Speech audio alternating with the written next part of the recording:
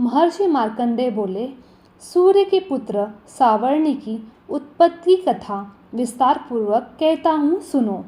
सावर्णी महामाया की कृपा से जिस प्रकार मनवंतर के स्वामी हुए उसका भी हाल सुनो। पहले सर्वोचित नामक राज्य था। वह प्रजा को अपने पुत्र के समान मानते थे, तो भी कोला विध्वंसी राजा उनके शत्रु बन गए। दुष्टों को दंड देने वाले राजा सूरत की उनके साथ लड़ाई हुई। कोला विध्वंसियों के संख्या में कम होने पर भी राजा सूरत युद्ध में उनसे हार गए। तब वह अपने नगर में आ गए। केवल अपने देश का राज्य ही उनके पास रह गया और उसी देश के राजा होकर राज्य करने लगे, किंतु उनके शत्रु ने उन पर वहां आक्रमण किया। राजा को बलहीन देखकर उसके दुष्ट मंत्रियों ने राजा की सेना और खजाना अपने अधिकार में कर लिया। राजा सूरत अपने राज्याधिकार को हार कर शिकार खेलने के बहाने घोड़े पर सवार होकर वहां से एक भयंकर वन की ओर चल गए। उस वन में उन्होंने महर्षि मेधा का आश्रम देखा। वहां मेधा महर्षि अपने शिष्य तथा मुनियों से सुशोभित बैठे हुए थे। वहां कितने ही हिंसक जीव परम शांति भाव से रहते थे। राजा सूरत ने महर्षि मेधा को प्रणाम किया और महर्षि ने भी उनका उचित सत्कार किया। राजा सूरत महर्षि के आश्रम में कुछ समय तक ठहरे। अपने नगर की ममता के आकर्षण में राजा अपने मन में सोचने लगे, पूर्व काल में पूर्वजों के जिस नगर का पालन किया था वह आज मेरे हाथ से निकल गया। मेरे दुष्ट एवं दुरात्मा मंत्री मेरे नगर की अब धर्म से रक्षा कर रहे होंगे या नहीं। मेरा प्रधान हाथी, जो कि सदा मदद की वर्षा करने वाला और शूरवीर था, मेरे वेरियों के वश में होकर न जाने क्या दुख भोग रहा है।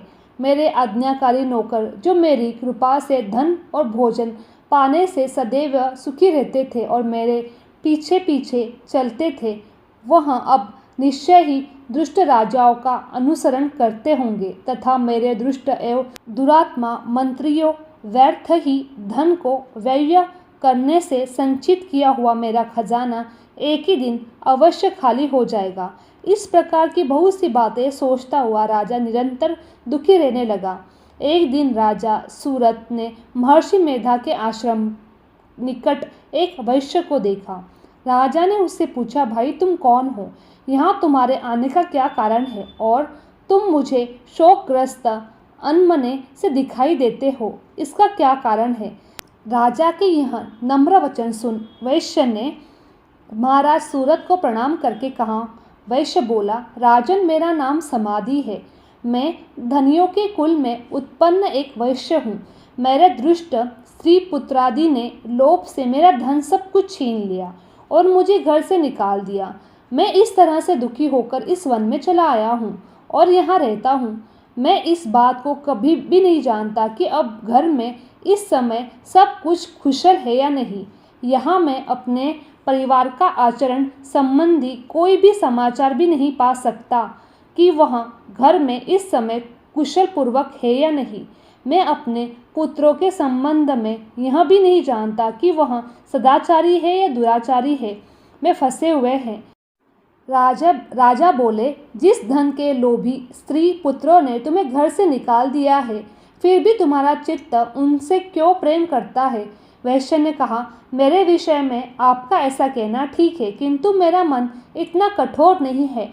यद्यपि उन्होंने धन के लोभ में पकड़कर पितृ स्नेह को त्याग कर मुझे घर से निकाल दिया, तो भी मेरे मन में उनके लिए कठोरता नहीं आती। हे महात्मने, मेरा मन भी फिर भी उनसे क्यों फंस रहा है? इस बात को जानता हुआ भी मैं नहीं जान रहा हूँ। मेरा चित्त उनसे के लिए क्यों दुखी है? मैं उनके लिए लंबी लंबी सांसें ले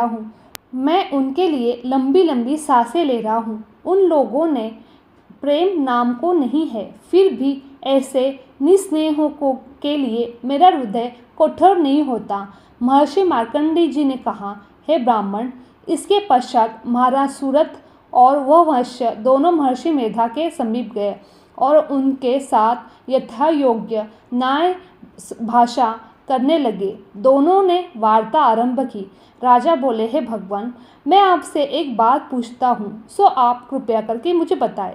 मेरा मन अधीन नहीं है, इससे मैं बहुत दुखी हूँ। राज्य धनादि की चिंता अभी भी मुझ तक बनी हुई है। मेरी यह ममता अज्ञानियों की तरह बढ़ती जा रही है और यह समाधि नामक वैश्य भी अपने घर से अपमानित होकर आया है। इसके स्वजनों ने भी इसे त्याग दिया है। स्वजनों ने त्यागा हुआ भी यह उनसे हार्दिक प्रेम रखता है। इस तरह हम दोनों ही दुखी है। हे महाभाग, उन लोगों के अवगुणों को देखकर भी हम दोनों मन में उनके लिए ममता जानित आकर्षण उत्पन्न हो रहा है। हमारे ज्ञान रहते हुए भी ऐसा क्यों है? अज्ञानी मनुष्यों की तरह हम दोनों यह मूर्खता क्यों है? महर्षि मेधा बोले, विषम मार्ग का ज्ञान सब जंतुओं को है। सबों के लिए विषय पृथक पृथक होते हैं। कुछ प्राणी दिन में नहीं देखते और कुछ रात को, परंतु कई जीव ऐसे हैं जो दिन तथा रात्र दोनों में देख सकते हैं। यह सत्य है कि मनुष्य में ज्ञान प्रधान है, किंतु केवल मनुष्य ही ज्ञानी नहीं होता। पशु पक्षी आदि भी ज्ञान रहते हैं। जैसे यह पशु पक्षी ज्ञानी है, वैसे ही मनुष्य का ज्ञान है, और जो ज्ञान मनुष्य में वैसे ही पशु पक्षी में है तथा अन्य बातों में भी दोनों को एक ही समान पाया जाता है। ज्ञान होने पर भी इन पक्षियों की ओर देखो कि अपने भूख से पीड़ित बच्चों की चोंच में कितने प्रेम से अन्न डाल रहे हैं। हे राजन, ऐसा ही प्रेम मनुष्य में अपनी संतान के प्रति भी पाया जाता है। लोभ के कारण अपने उपकार का बदला पाने के लिए मनुष्य पुत्रों की इच्छा करते हैं। इस प्रकार मोह के गड्ढे में गिरा करते हैं। भगवान श्री हरि की जो माया है, उसी से यह संसार मोहित हो रहा है। इसमें आश्चर्य की कोई बात नहीं है, क्योंकि वह भगवान विष्णु की योग निद्रा है। यह माया ही है तो जैसे कारण संसार मोह में जकड़ा हुआ है, यही महामाया भगवती देवी ज्ञानियों के चित्त को बलपूर्वक खींचकर मोह में डाल देती है। उसी के द्वारा संपूर्ण जगत की उत्पत्ति होती है। यही भगवती देवी प्रसन्न होकर मनुष्य को मुक्ति प्रदान करती है। यही संसार के बंधन का कारण तथा संपूर्ण ईश्वरों को भी स्वामीन है। महाराज सूरत ने पूछा, है भगवान, वह देवी कौन सी है जिसको आप महामाया कहते हैं? हे ब्राह्मण, हे ब्रह्मण्य, वह कैसे उत्पन्न हुई और उसका कार्य क्या है? उसके चरित्र कौन कौन से हैं? हे प्रभु, उसका जैसा प्रभाव हो जैसा स्वरूप हो, वह सब कृपा कर मुझसे कहिए, मैं आपसे सुनना चाहता हूँ। महर्षि मेधा बोले, राजन, वह देवी तो नित्य स्वरूपा है। उसके द्वारा यह संसार रचा गया है, तभी उसकी उत्पत्ति अनेक प्रकार से होती है। वह सब आप मुझसे सुनो। यह देवताओं का कार्य सिद्ध करने के लिए प्रकट होती है। उस समय वह उत्पन्न हुई कहलाती है। संसार को जल में करके जब भगवान विष्णु योग निद्रा का आश्रय लेकर शैया में सो रहे थे, तब मधुकैटभ नाम के दो असुर उनके कानों के मेल से प्रकट हुए और वह श्री ब्रह्मा जी को मारने के लिए तैयार हो गए। ब्रह्मा जी ने जब उन दोनों को अपने और आते हुए देखा, तो यह भी देखा कि भगवान विष्णु योग निद्रा का आश्रय लेकर सो रहे हैं। तो वह उस समय श्री भगवान को जगाने के लिए उनके नेत्रों में निवास करने वाली योग निद्रा की स्तुति करने लगे। श्री ब्रह्मा जी ने कहा, हे देवी, तुम ही स्वाहा, तुम ही स्वंधा और तुम ही वषटकार हो। स्वर भी तुम्हारा ही स्वरूप है। तुम ही जीवन देने वाली सुधा हो। नित्य अक्षर प्रणव में अकार, उकार, मकार, इन तीनों में माताओं के रूप में तुम ही स्थित हो। इनके अतिरिक्त जो भी बिंद पथ अधर्म मात्रा है, जिसका ही विशेष रूप से उच्चारण नहीं किया जाता है देवी, वहाँ भी तुम ही हो। हे देवी संध्या, सावित्री तथा परम जननी तुम ही हो। तुम इस विश्व को धारण करने वाली हो। तुमने ही इस जगत की रचना की है, तुम ही इस जगत का पालन करने वाली हो, तुम ही कल्प के अंत में सबको भक्षण करने वाली हो। हे देवी, जगत की उत्पत्ति के समय तुम सृष्टि रूपा होती हो, पालन काल में स्थित रूपा हो, कल्प के अंत में सहार रूप धारण कर लेती हो। तुम ही महाविद्या, महामाया, महामेधा, महारात्रि और मोहरात्रि हो। श्री ईश्वरी और बोध स्वरूपा बुद्धि भी तुम ही हो। लज्जा, पुष्टि, तुष्टि, शांति और क्षमा भी तुम ही हो। तुम खंडक धारिणी, शूल धारिणी, घोरस रूपा तथा गदा, चक्र, शंख मनुष्य को धारण करने वाली हो। बाण, शिबुंडी और परिक यह भी तुम्हारे ही अस्त्र है। तुम सौम्य सोमांतर हो। यही नहीं बल्कि जितनी भी सौम्य तथा सुंदर वस्तुएं संसार में हैं, उन सब के बढ़कर तुम सुंदर हो। पर और अपर, सबसे पर रहने वाली सुंदर तुम ही हो। हे स्वरूपे देवी, जो भी असत पदार्थ है उनमें जो शक्ति है वह तुम ही हो। ऐसी अवस्था में भला तुम्हारी स्तुति कौन कर सकता है। इस संसार की सृष्टि, पालन और सहार करने वाली जो भगवान है, उनको भी जब तुमने निद्रा में वशीभूत कर दिया है, तो फिर तुम्हारी स्तुति कौन कर सकता है। मुझे भगवान विष्णु तथा भगवान शंकर को शरीर धारण कराने वाली तुम ही हो। तुम्हारी स्तुति करने की शक्ति किसमें है। हे देवी, तुम तो अपने इन उदार प्रभाव के कारण ही प्रशंसीय हो। मधु और कैटम जो भयंकर असुर है, इन्हें मोह में डाल दो और श्री हरि भगवान को भी जल्दी जगा दो।